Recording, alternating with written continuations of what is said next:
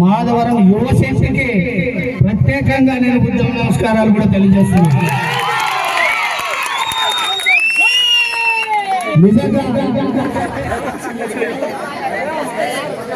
నిజంగా నేను మాధవరంకి ఈరోజు ఒక స్వాతంత్రం వచ్చిందని నేను అనుకుంటున్నా. అది మా మాధవరం యూత్ తోనే స్వాతంత్రం తెచ్చారని కూడా నేను సందర్భంగా తెలియజేస్తున్నాను. ఈ ఉత్సాహం ఏంటి? ఒక పక్క మహిళా యువత, ఒక పక్క మరి పురుషుల యువత, మరి ఒక పక్క పెద్దలు అందరూ ప్రోత్సాహంతోన నాకు తెలిసి ఈ మండలంలోన ఈ నియోజకవర్గంలోన ఎక్కడ జరగలేదు, ఒక్క మాధవరం గ్రామంలోనే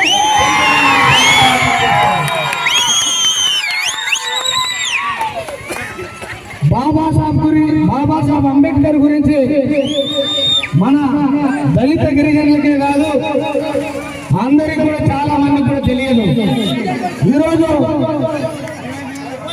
ఒక సర్పంచ్ నుంచి ఒక నరేంద్ర మోడీ వారు కూడా బాబాసాహెబ్ అంబేద్కర్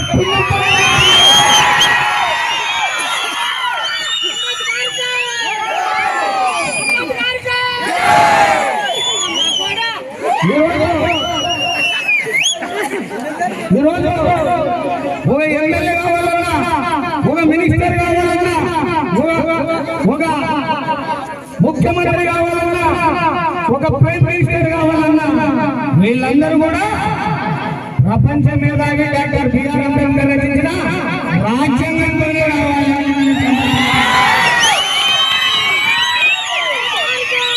అది తెలియని మూర్ఖులు, అది తెలియని అవివేకులు చాలా మంది అంటరానితనం వాడని కూడా అంటున్నారు. ఎవరైతే అంటరాని వాడు మా మాదిగలు అంటారు, మా దళితులు అంటారు, మా అంబేద్కర్ అంటారు, మేము మీకు పుట్టుగా తెలియకుండా చేస్తామని ఈరోజు చాలా మంది ఉద్యోగాలు వచ్చావి, ఐఏఎస్ అయ్యాము, ఐపీఎస్ అయ్యాము, డాక్టర్ అయ్యాము, ఇంజనీర్ అయ్యాము, ఐపీఎస్ అయ్యాము, కలెక్టర్ అయ్యాము అని గుళ్ళకు గోపురాలకు మొక్కుతున్నారు. గుళ్ళకు గోపురాలకు మొక్కాల్సింది అంబేద్కర్.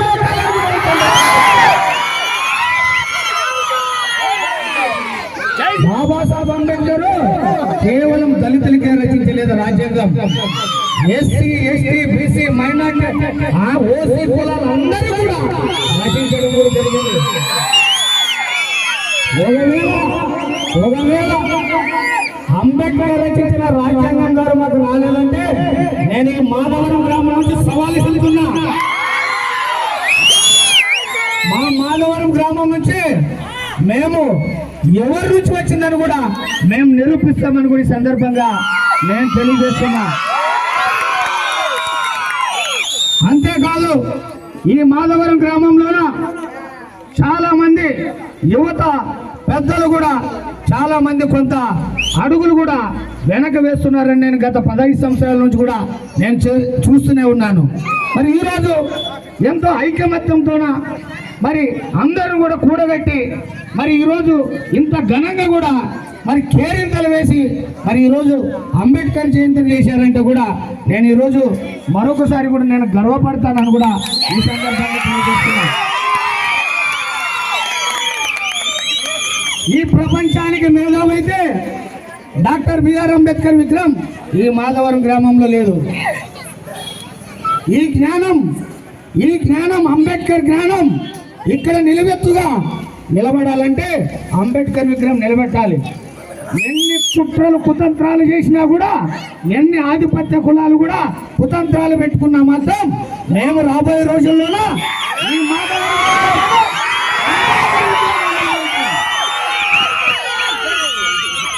మేము కట్టి తీసుకొని కొట్లాడాల్సిన అవసరం లేదు, రాళ్ళు తీసుకొని కొట్లాడాల్సిన అవసరం లేదు, బాంబులు వేయాల్సిన అవసరం లేదు, తుపాకులు వేల్చాల్సిన అవసరం లేదు. అంబేద్కర్ కల్పించిన ఆయుధం రాజ్యాంగం ద్వారా సాధిస్తాం. రాబోయే రోజుల్లోన ఖచ్చితంగా ఈ మాధవరం గడ్డ పైన మన మానీయులు గొప్ప వ్యక్తి. ఈ కర్నూలు పశ్చిమ ప్రాంతంలోన ఎవరు చేయలేనన్ని సహాయ సహకారాలు చేసినటువంటి వ్యక్తి మన డాక్టర్ మల్లెలాల్ ఫెడరాజ్ అన్న. ఎస్సీ ఎస్టీ బీసీ మైనార్టీ కులాలు భేదాలు లేకోకుండా ఏ కులం వచ్చినా అన్నా నాకు ఆపద వచ్చింది, అన్నా నాకు సాయం చేయంటే ఈరోజు ఎప్పుడు ఆయన తలుపులు కూడా తట్టితే కానీ అర్ధరాత్రి అయిన కదా సాయం చేసే వ్యక్తి మల్లెలాల్ ఫెడరాజ్ అన్న. ఈరోజు ఈ మాధవరం యువశక్తి ఈ యువతరం చూస్తే అన్న చాలా సంతోషపడ్డారు. ర్యాలీలో వస్తుంటే ఒక్క మాట చెప్పాడు, అన్న మా మాధవరం గ్రామం అంత ఐకమత్యంగా ఉంది, ఖచ్చితంగా ఇక్కడ అంబేద్కర్ విగ్రహం నిలబెట్టాలంటే అన్న ఒక్క మాట చెప్పాడు, ఎవరు కూడా ఒక్క రూపాయి అడగద్దండి, విగ్రహదాత నేనే చెప్పాడు.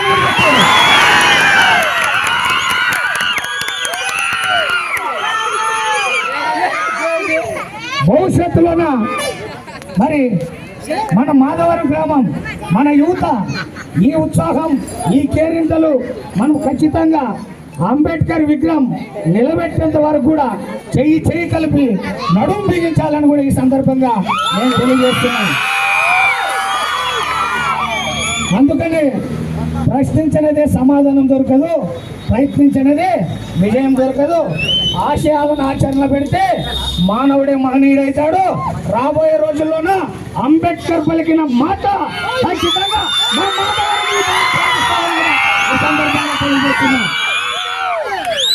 మీరు ఎవరికి భయపడద్దండి, ఎవరికి భయపడద్దండి. ఏ సమస్య వచ్చినా ఆ ఖైదీ నెంబర్ ప్లస్ ఇంకా కోసంగారు ఎన్నో ఉన్నారు.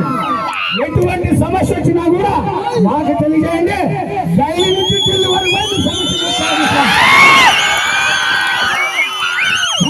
చాలా గ్రామాల్లో కూడా మేము ఎదుర్కొన్నాం. ఎవరికి భయపడలే. ఎందుకు భయపడాలి? మేము కొట్లాడం, మేము తిట్లాడం. మాకు ఆయుధం ఒకటే, అంబేద్కర్ రచించిన రాజ్యాంగం ఆయుధం. ఆయుధం ద్వారా మాట్లాడతాం. అధికారులు కానీ రాజకీయ నాయకులు కానీ రాబోయే రోజుల్లోన ఎప్పుడు ఆయన తలుపులు తెరిచి ఉన్నది. అదిగాక మీ ఊరిలోన ఒక జ్ఞానం అనేది కూడా నిలువెత్తున కూడా ఒక విగ్రహం రూపంలో కూడా నిలబెట్టాలని కూడా అన్న అనుకున్నాడు. కాబట్టి మీరంతా కూడా చేయి కలిపి ఒక్క 10 మంది మీరు ఇక్కడ నిలబడితే ఎన్ని అడ్డంకులు వచ్చినా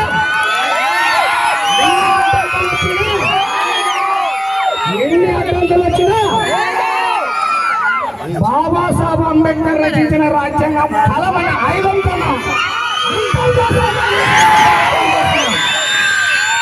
కాబట్టి ఈ ఉత్సాహం, ఈ ఐక్యత, ఈ కేరింతలు భావితరాల భవిష్యత్తు బాగుపడేంత వరకు కూడా మీరు ఉండాలని కూడా నేను ఈ సందర్భంగా తెలియజేస్తున్నాను. చెప్తున్నారా? కాబట్టి ఎవరు ఏమో చెప్తారంటే వాళ్ళ మాటలు రాజకీయంగా ఏ పార్టీలోనైనా ఉండండి.